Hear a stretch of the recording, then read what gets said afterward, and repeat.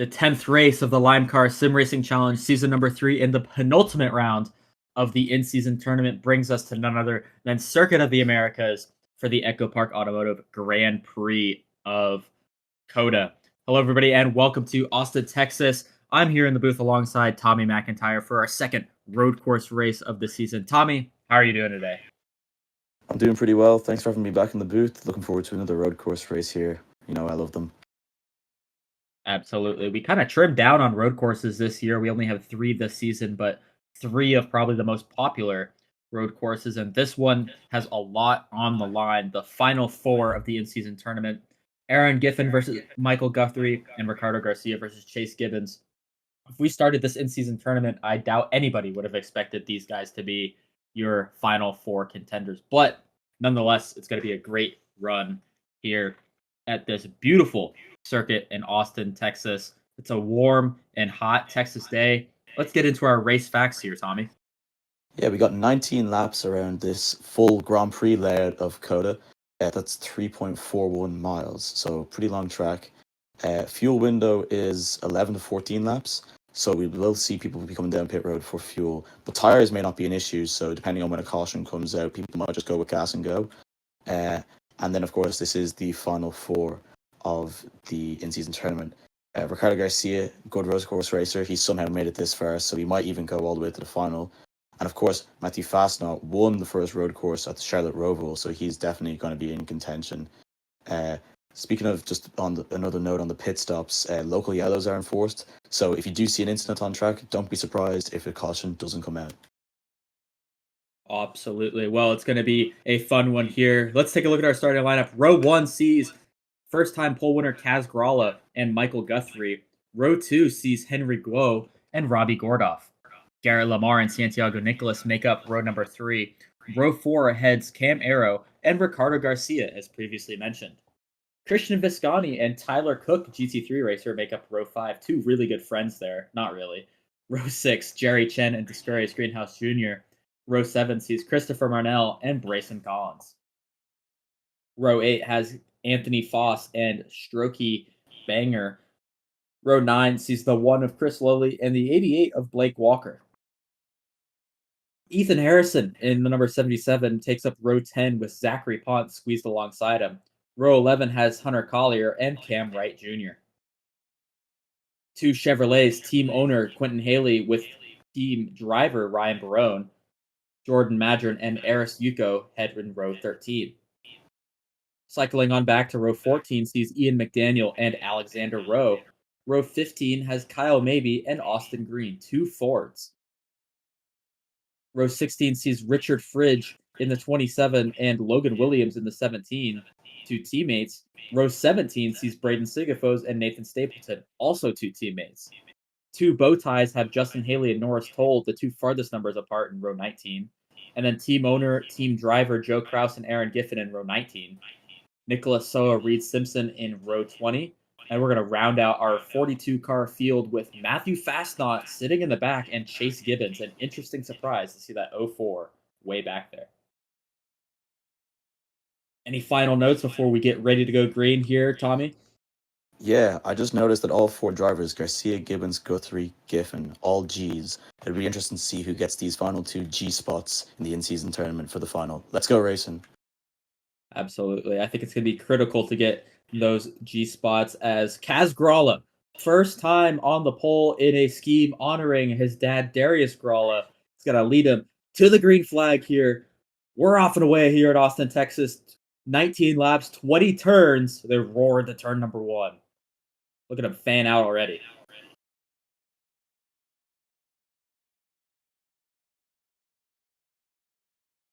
A little bit of squeeze there. Looked like that was Blake Walker. We go 3 and 4 wide as we see them come down the hill now.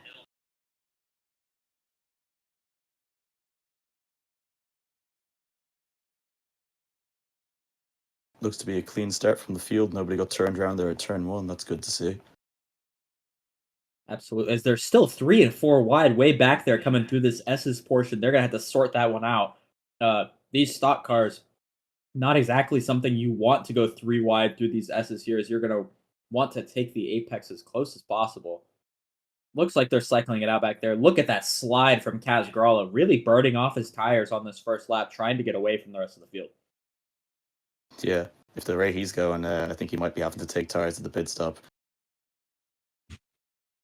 Absolutely. The aggression has been turned up. The wick is already up as we see Marnell drifting it around that corner there as we're going to go up this little uphill section before the crest into the second hairpin on this track. One of our passing zones here. Drivers going through the dirt, as you can see. A little bit of dust getting kicked up.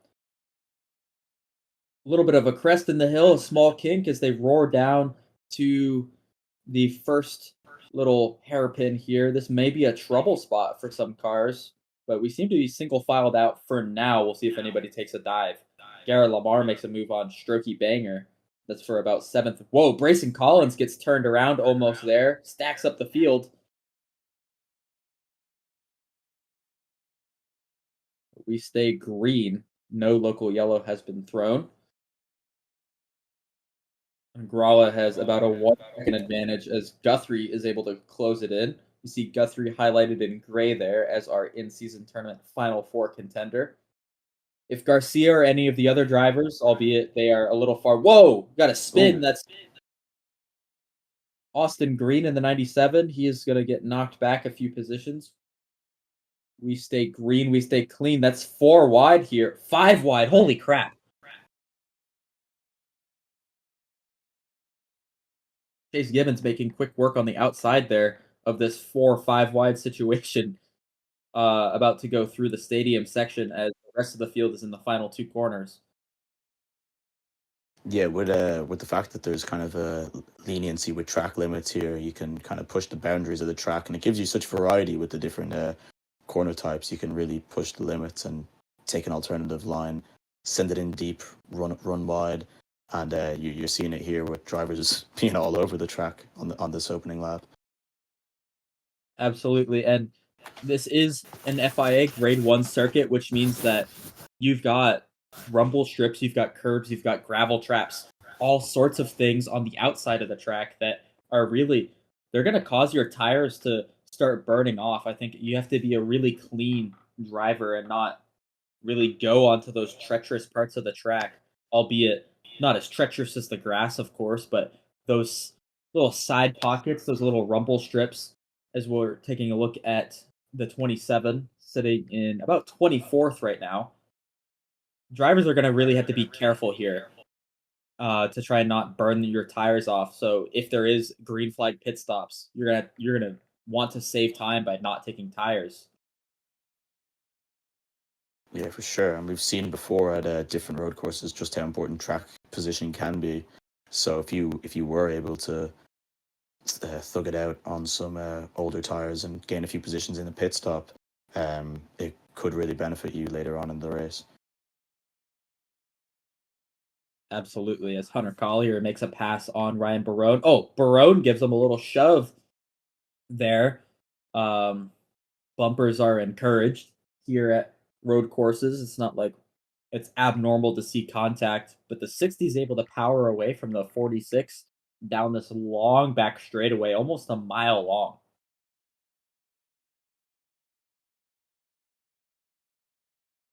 There's Logan Williams making a pass. This is for about 27th, 28th. There's Aaron Giffen in the 62, one of our in-season tournament drivers.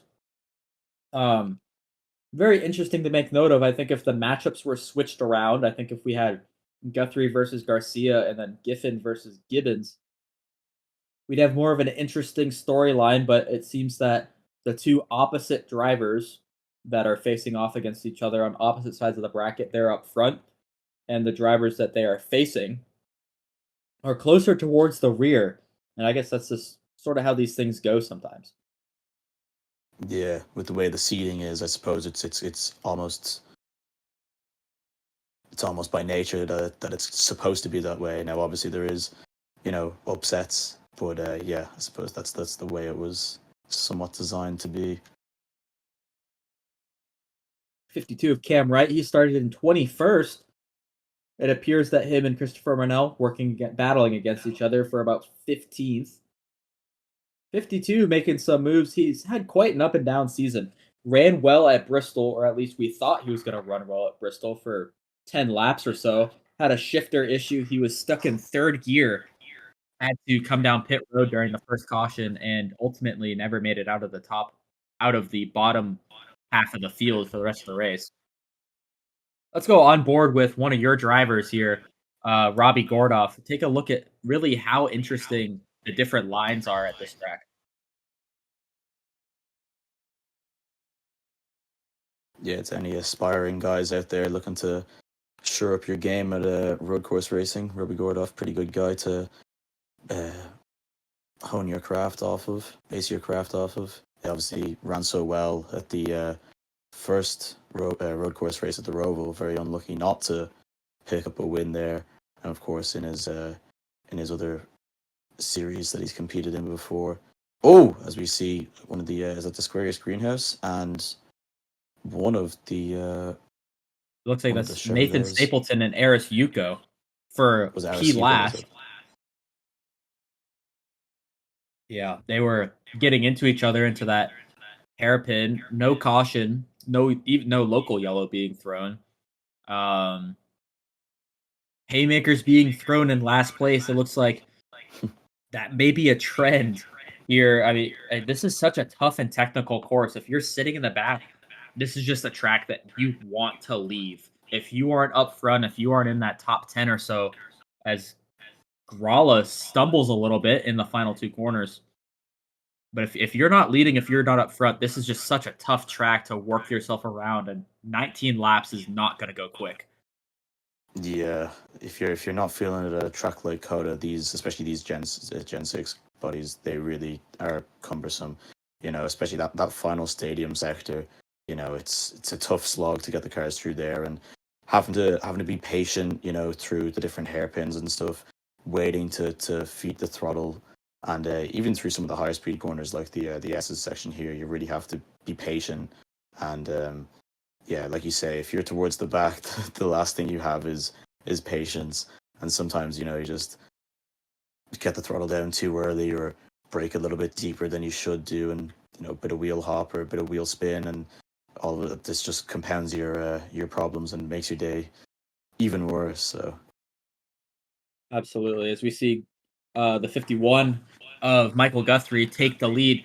As you were saying that, I think everything that you were mentioning happened during this little battle for the top 5 here. Grala definitely seemed like he got on the gas a little too early, trying to get back to the back bumper of the 51 after the first corner. Got a little bit sideways, and then the 83 through this section that we just saw right here really almost lost the car.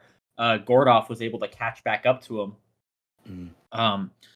We're looking at Kyle maybe for about 17th or so, the 21 of Anthony Fossen 18th. As you'll see underneath the ticker, we've got our final 4 drivers, our matchups right here. So we'll be able to live track where everybody is on track, and you can just see the discrepancy between Guthrie and Garcia versus Gibbons and Giffen. Definitely names I will not be messing up today. yeah, they're all a little bit too similar for my liking. Would have been nice to see a few. Well, if we're sticking with the G trend, we could have been seeing Gordoff in there. That would have been quite nice. Or even if you want to extend it to first names, a certain Garrett Lamar. But no, yeah, it was a shame none of my guys made it. But what you call it? That's just like you say. That's the way it goes. And when it comes down to just one race, like, you know, and it's also the driver you come up against. Like we saw with Guthrie, just like, you know, if you win a race, like, you know, there's no way that you can lose it. But you could come 40th and you could be matched up against a guy who comes 41st or 42nd. So it's just the look of the draw. But it's still a cool concept, and it's a nice way to keep the fans engaged during this midpoint of the season before we get into the crunch time for the championship. Absolutely. I mean, we do have our straight up points format as we see the 31 of Quentin Haley and the 27 of Richard Fridge. They're on pit road on lap 5, maybe short pitting as Garcia really throws it into the S's there. This may be a different form of racing and not derived off of the real life characters at all, but that's a very Ricardo Garcia type of move through the S's there. Yeah, very, very interesting. But we do have the straight up points format, and that is really good, really inductive for a great points battle. But this in season tournament has proven to highlight some of these drivers that really aren't going to get shown on a name to name, week to week basis. Like Aaron Giffen, he did win it. He did win at Atlanta, but we haven't heard much of him through the rest of the season. Michael Guthrie, he's really turned the wick up for the past 2 or 3 rounds. He's not only made his way through the in-season tournament, but he's also made his way up in the points. Same with Garcia. He was a 30 seed, and now he's in the Final Four of the in-season tournament and knocking on the door of the top 10 in points. So it not only incentivizes the fans to be involved, but also incentivizes the drivers to really try to push, especially in this midway dog days sort of point in the season. Like you say, with people like Giffen, who maybe just had a rough start to the year, but then ended up going on a bit of a purple patch over the last couple of races. It's a nice way to be able to highlight those good performances. Obviously, he won a race, but so it would be getting highlighted anyway. But rather than having all those performances just be kind of overshadowed by how the top few guys are doing, it's a nice way to put the spotlight on some of the guys who might still be floating around, the lower half of the field in terms of the overall points. And especially with all of these newer drivers, these newer rookies in the series, it's easy to highlight some of the veterans that we see. Again, we've got 2 veterans in the front top 5 right now with Guthrie and Guo, but we do have plenty of drivers that are being highlighted this season. Chase Gibbons, especially, great run at Bristol, had a decent run at Armory Digital, and now, even though sitting in 34th right now, not having the greatest run, but he's still doing pretty well, all things considered, especially with how Simpson Autosport has been doing as a unit. It's put Gibbons well within the top 10 in points. I'm not exactly sure where he is in points right now, but it's really highlighted a Simpson Autosport group that has, being one of 3 Toyota teams, has kind of struggled this season, but it has a bright spot in Chase Gibbons. Yeah, and that's no discredit to Simpson Autosport or to Reed Simpson, obviously team owner and driver. It's a good organization. They know what they're doing over there. It's just been super unfortunate between mechanical issues or just seemingly every week 1 or 2 of those cars minimum gets caught up in a wreck. So it is nice that even within a season, that's a bit below their usual par and usual expectations, they're still able to, like you say, have something positive to keep an eye out on. Interesting here, we've got Haley. I do actually kind of like this strategy, especially if you're somebody that was sitting kind of a little bit further back in the field. Get out of the chaos, get out of the scraps. If people throwing it down the inside of you or holding you up in front, get some fresh tires on it, get a bit of clean air, and potentially make up some spots. So I don't hate that move from the 31 crew at all. Yep, the 31 and the 27 are lapping top 5 lap times. Guthrie currently has the fastest lap time, but Haley has the second fastest lap time, and Fridge has the 4th fastest lap time. And like you mentioned, they have fresh tires on them right now. They've got clean air. The only people they're racing against is themselves. It's just a matter of whether or not they'll be able to make it. I think they'll need a yellow, but if a yellow falls in their cards, it's possible. I do like the strategy as well, Tommy. For sure. Yeah, I can know a couple. I think probably maybe now would probably be the perfect time to pit in my opinion, if you were going to go for a strategy like that with the undercut, because you probably could try stretch it from here on fuel. As we see Absolutely. the field making their way back through the S's, I just wanted to reminded me to come back to a point that you made earlier about a Ricardo Garcia-esque move, and you were absolutely correct in your astute observation that sending it way too deep into a corner is a Ricardo Garcia-esque move. But I was just kind of thinking for myself, I was for the S's at COTA, the true Ricardo Garcia method is to go straight lining through it rather than actually paying any attention to the curves and track limits. But he's kept himself well behaved today. For now, there's still well over halfway left in the race. This is true. Yeah, only 7 laps, only 6 laps in. We're on lap 7. Taking a look at Jerry Chen, the 37, trying to find rhythm in his season. Took a tumble last week at Armory Digital, but was able to keep going. A lot of resilience in that DAF Racing crew and the 37. So hopefully they're able to find some consistency in the DAF Racing group, who really hasn't had a strong contender on a week to week basis other than Logan Williams, as we can see this little angle hero sandwich of all the cars going through. Yeah, obviously, we team owner Dominic Anthony, good friend of us.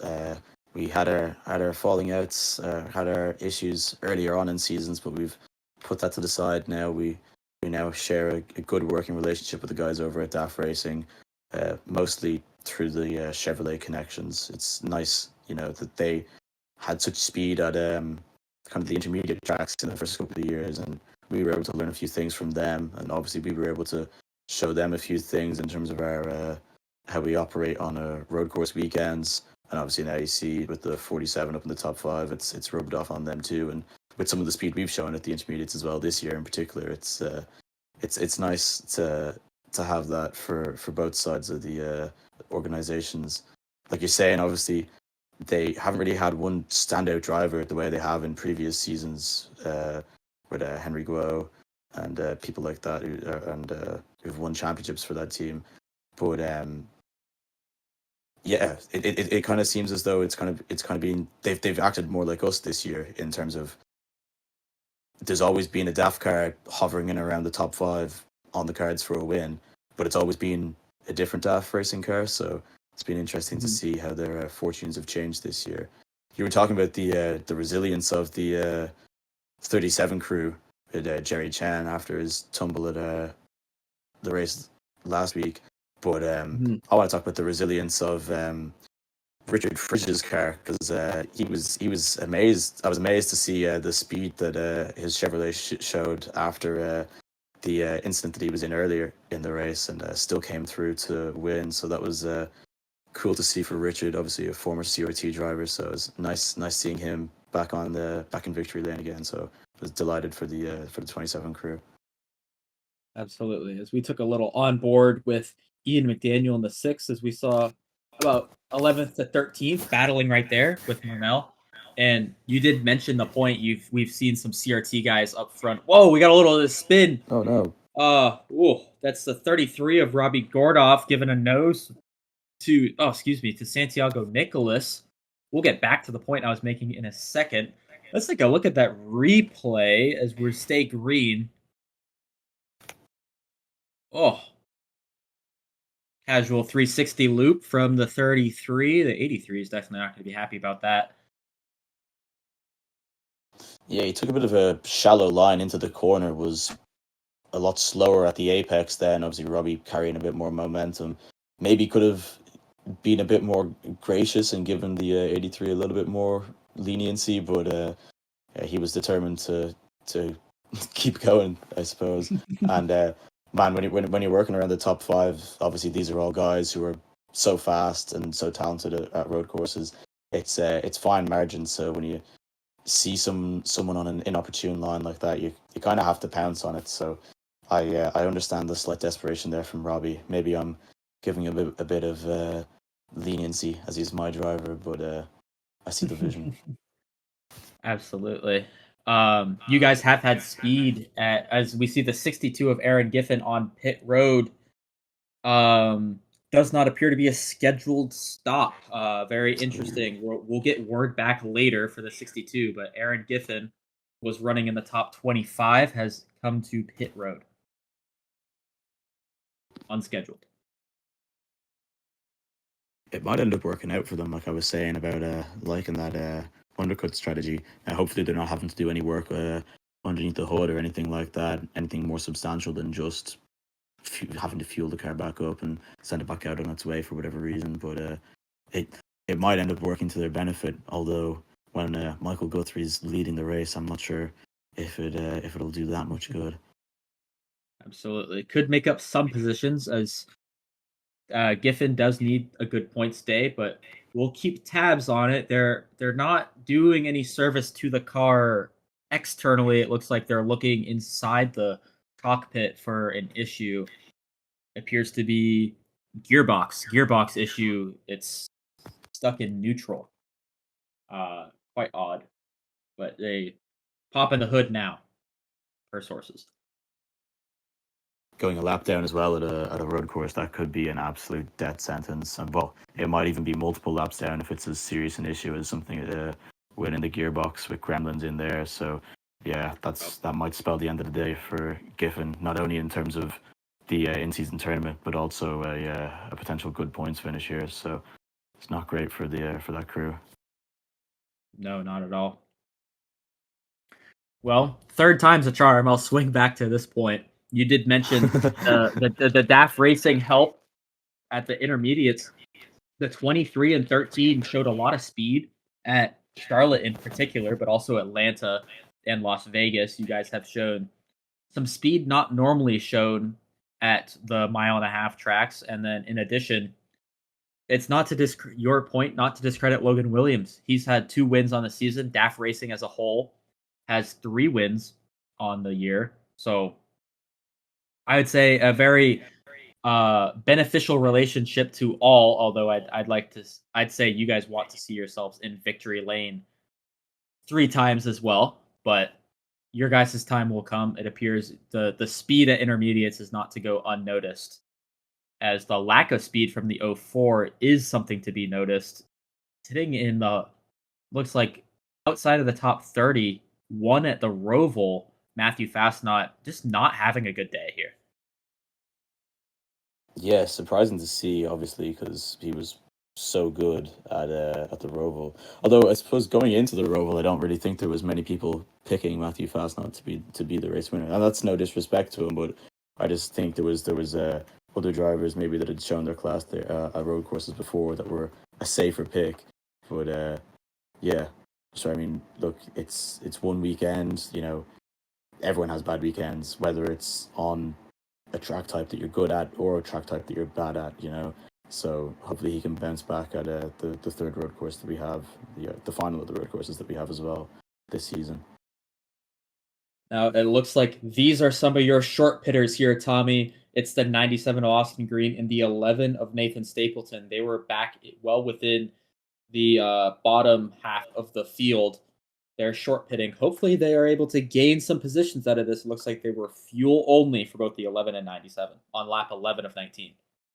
Surprised that the 97 was a fuel only stop, considering he was one of the drivers involved in one of the incidents that we've seen so far. Slid the tires. I know it was a small enough slide, so maybe the flat spotting wasn't too bad. But even at that, still burning them out. So same with the 11. He slid behind as well. Yeah. Yeah, so interesting to see that neither of those guys decided to take tires. So if guys like that are comfortable on their tires and even towards the back, like, you know, maybe we won't see much in the way of tire stops for the guys up front. Maybe they're happy out with the tire wear this weekend.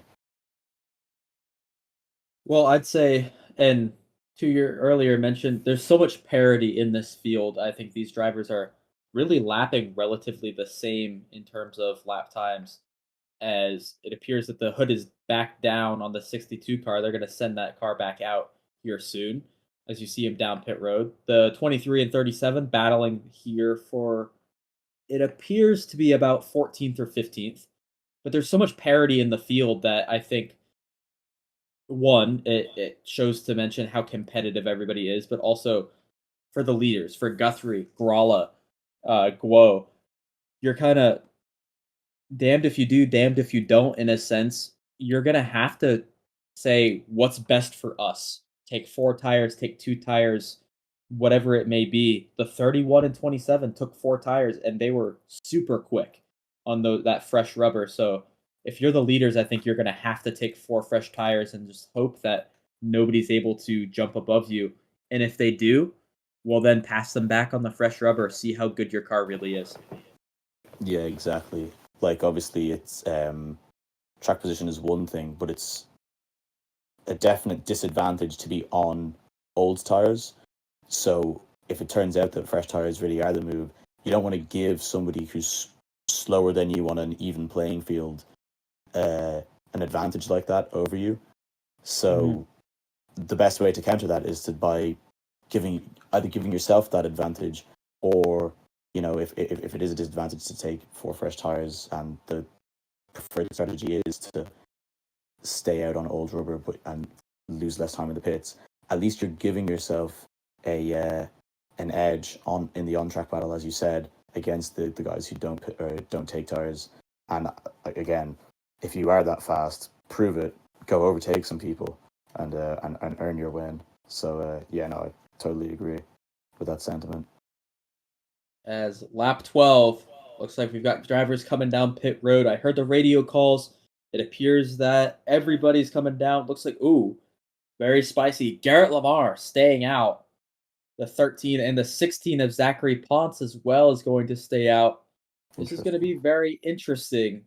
Someone going slow there on the front stretch? It looks like that's the 16 of Ponce. When did he miss pit road? He may have. But we'll see. It looks like right side going up. Appears to be 4 tires and fuel for that 51 of Michael Guthrie. 2 tires. 2 tires stop. 2 tires. Looks like 2 tires for everyone, but Kaz Grala still stood there. So maybe a 4 tire stop for the 03 car. 2 tires for that front group. The 03 of Grala takes 4. He's going to fall back a number of positions. As we see the race off pit road, Guthrie, Quo, Gordoff, all G front row, Banger, Garcia, Arrow, Santiago Nicholas, Kaz Grala falls back to 7th or 8th. Cook, Visconti, Cam Wright Jr., the 53, 37, 23, and 16. Looks like the 31 and 27 have cycled up to 13th place after their little early short pit gamble. Quentin Haley sitting strong here with the 27 of Richard Fridge as well. As the 03 is getting bullied. Losing some spots. Losing 2 spots in one go. That was Cook and Visconti, who were behind him coming off pit road. 03 really struggling to get some heat in his tires here. Yeah, of course. The one small advantage to going for 2 tires, obviously the real advantage is the quicker pit stop, but the other advantage being that you've already got your inside tires warmed up. And those are obviously at a track like this, which is majority left-handers, those are the tires that takes the longest to get warmed up. So obviously you see that with the 03 of Kaz Grala. It's taken a bit of time to get those fresh inside tires warmed up from being cold, sat in the pits. Here comes Garrett Lamar. We'll see what this 13 car does. I think your optimal strategy, just fuel only, see how far it takes you. You only have to make it, what's that, 6 more laps on fuel.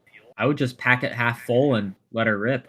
You got the 51, just go for it. Yeah, I was just gonna say, I don't hate that call at all. Like you're on a clear pit road. You don't have anyone in front of you. You can just fly through those 1 or 2 or 3 pit stops in front of you. You don't have to be avoiding anyone. Go for the quickest pit stop possible and just get out of there. No messing about. The 84 was able to leapfrog some spots, as it looks like it was fuel only for Garrett Lamar, and that's huge. Garrett gained about 7 or 8 spots on metric there, and is now sitting in second. It's time to see how these tires hold up, but what a huge pit stop from the 13 crew. As look at that lead for Guthrie, though. That's well over 3 seconds to the 47 of Guo, not to mention the 13 sliding himself right in there. Yeah, I really like that call from the 13 crew. And as well as that, he's also in a position now to help Gordoff in his quest to maybe get a top 3 there against the 47 and the 84. So if it turns out that Garrett's tires don't hold up, at least he can do a bit of defending there and hold up the two cars behind him for the 33. The 83 has a little bit of bumper damage, not just from Gordoff. He actually got a really big bumper from the 43 of Tyler Cook. Not sure what shoulders he rubbed wrongly, but the 43, per sources, used the front bumper, used the chrome horn a little bit heavy to get by the 83. That back bumper is not as caved in as you'd think, but I don't know. Maybe the 83 got a talking to from some CRT guys. Maybe something happened in practice. Who knows?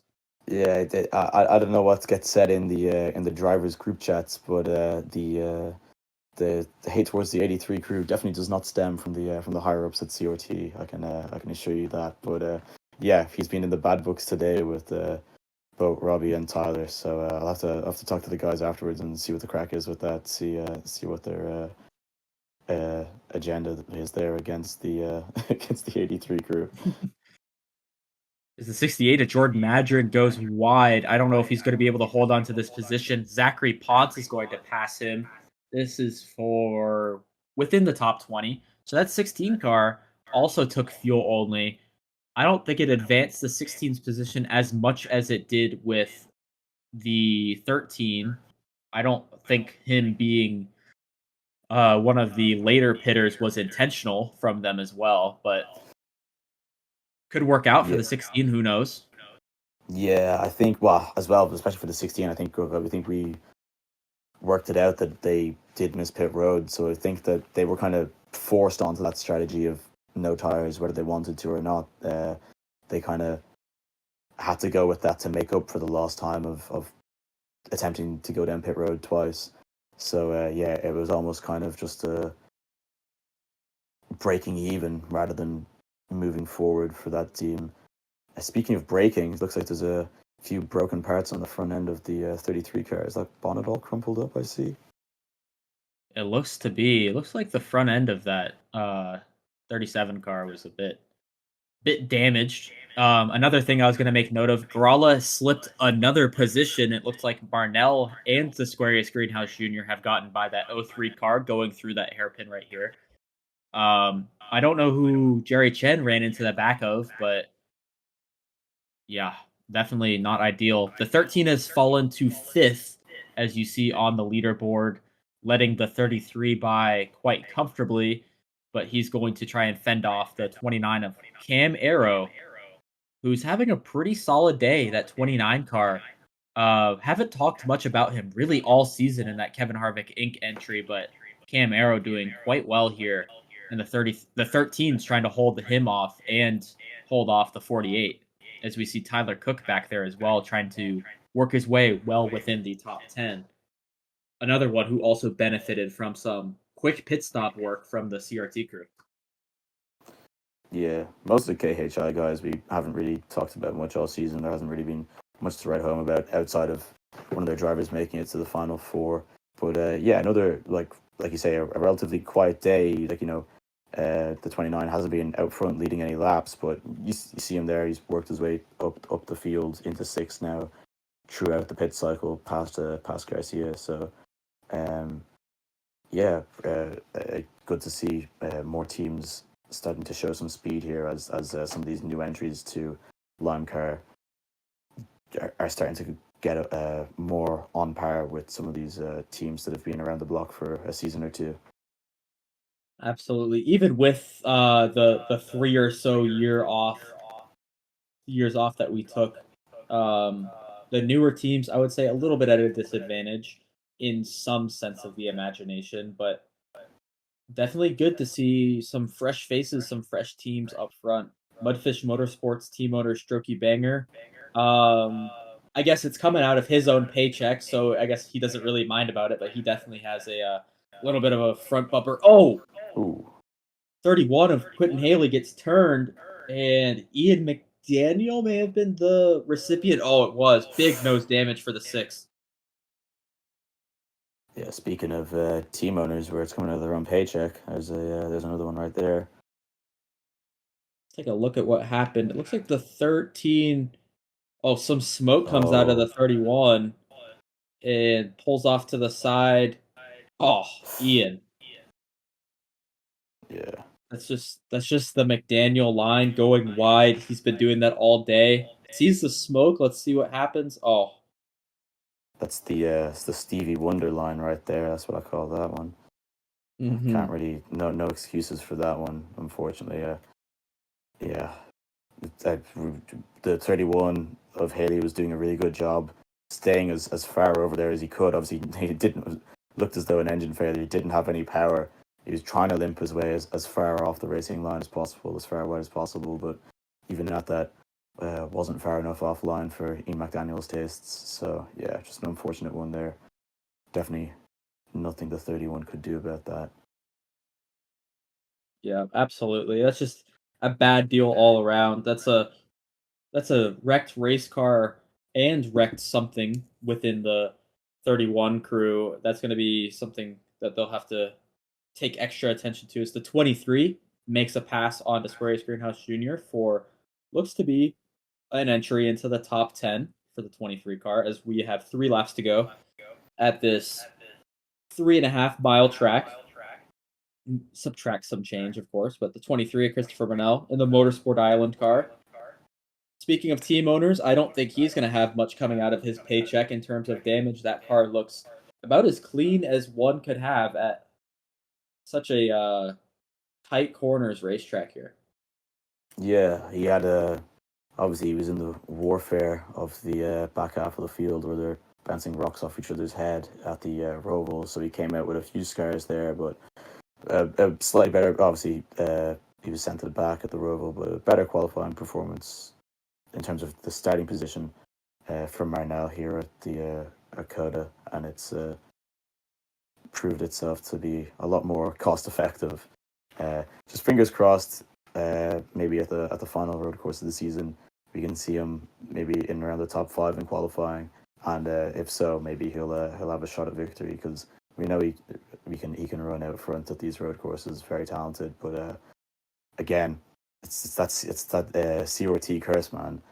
No victories for Marnell in 3 seasons here now, and even in any of his truck leeches when we had the truck series, and obviously that curse has wound its way affecting the entire COT lineup this season.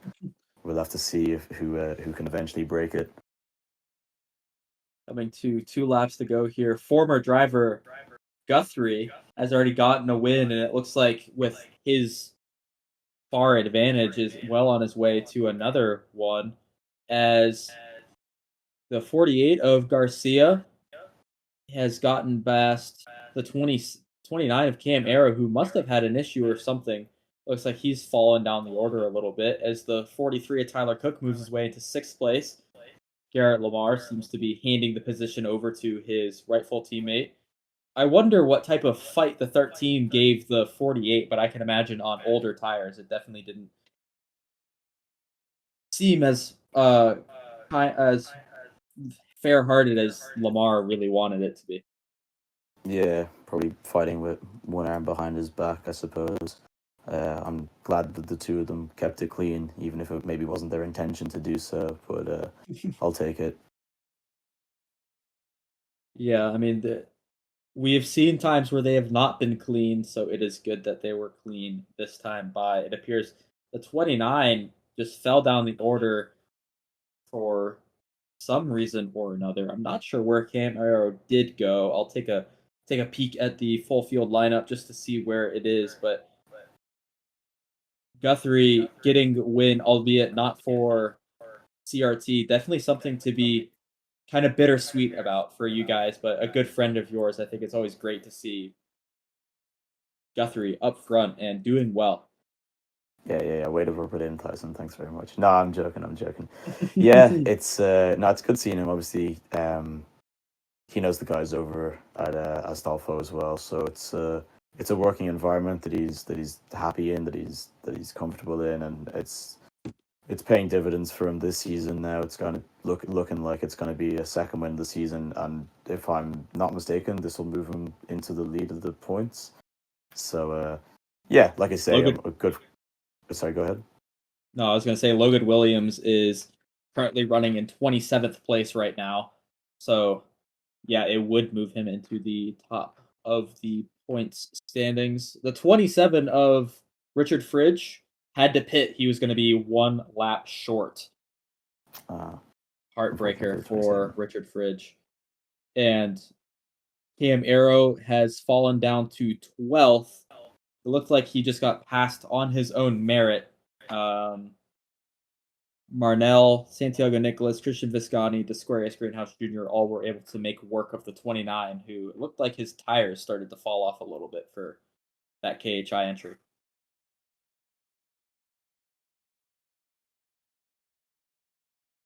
16 is Zachary Ponce, though. He is in 18th place right now, trying to hold steady. Going to be a good day for a driver who didn't even mean to make a pit stop 1 lap late, but that 16 car has not had the greatest of luck this season. He was last in points after the first 3 or so races. As there's the 27. What it could have been for Richard Fridge, really unfortunate. Same with Ian McDaniel. They're in 36th and 37th place right now.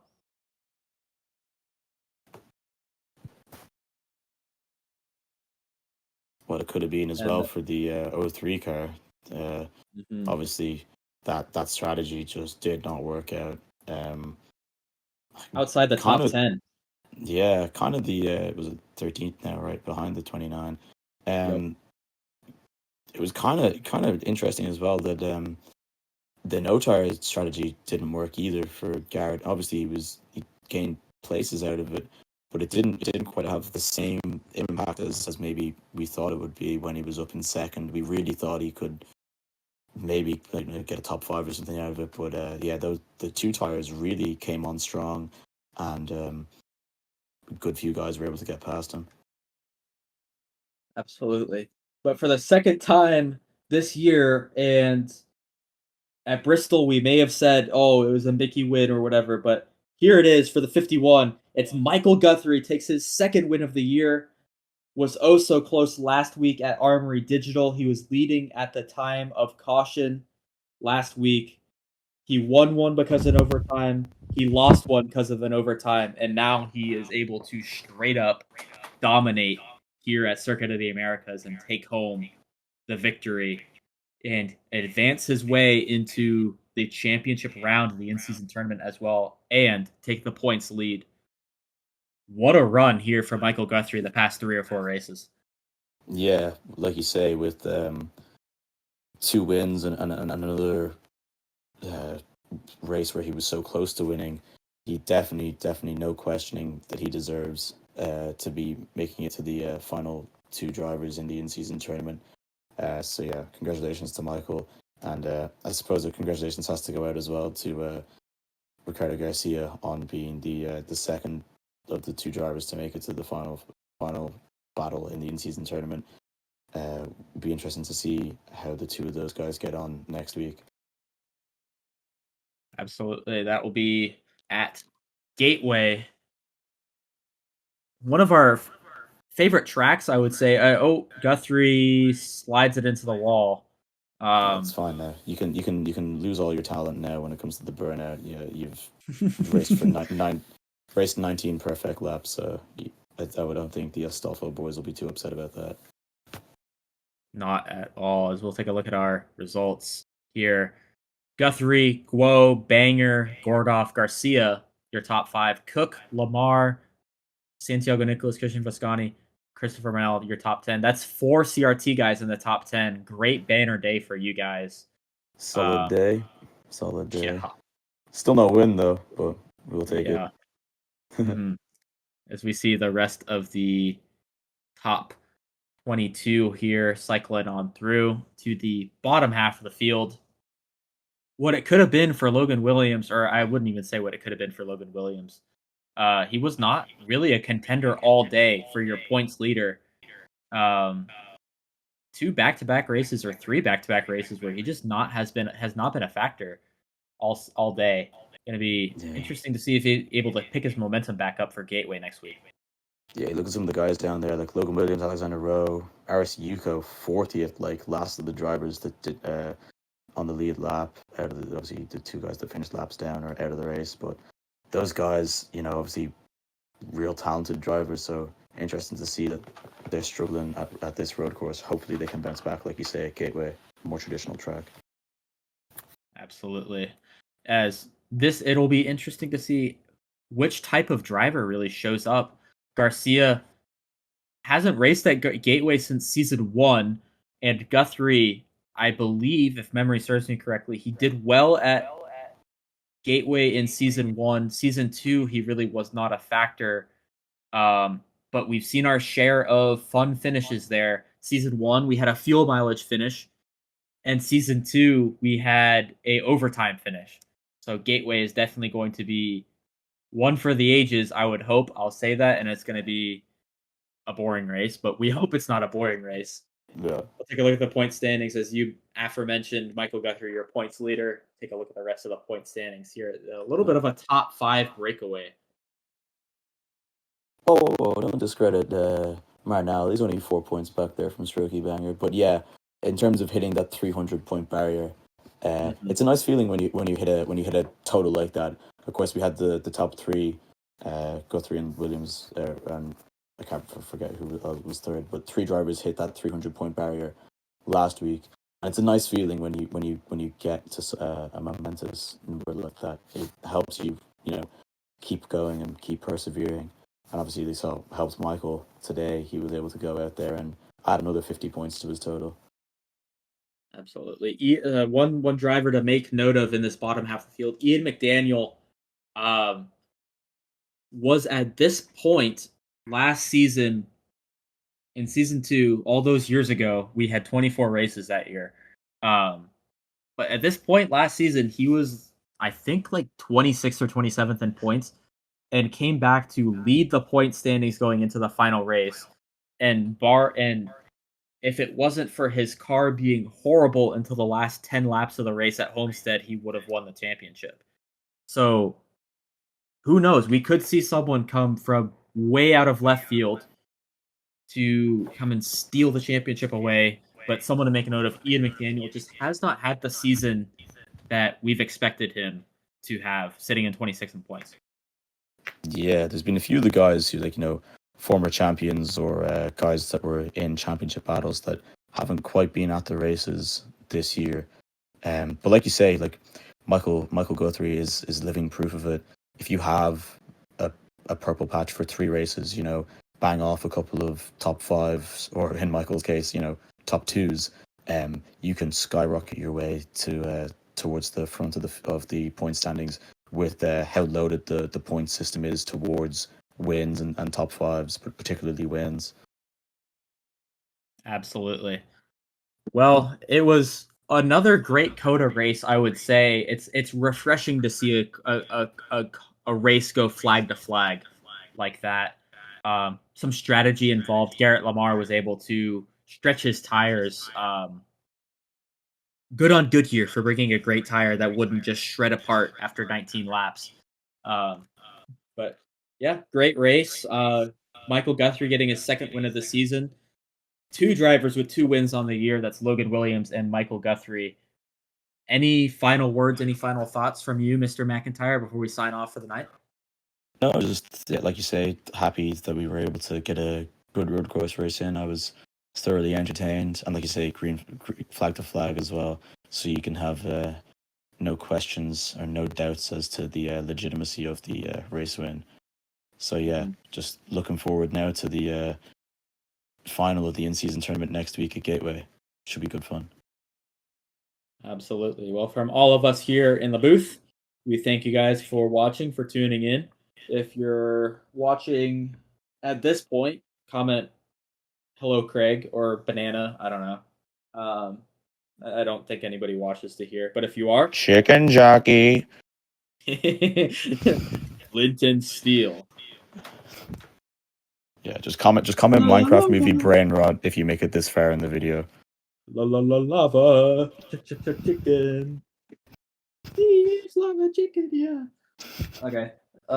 Cool. Next week's Gateway. Okay, bye. Yeah.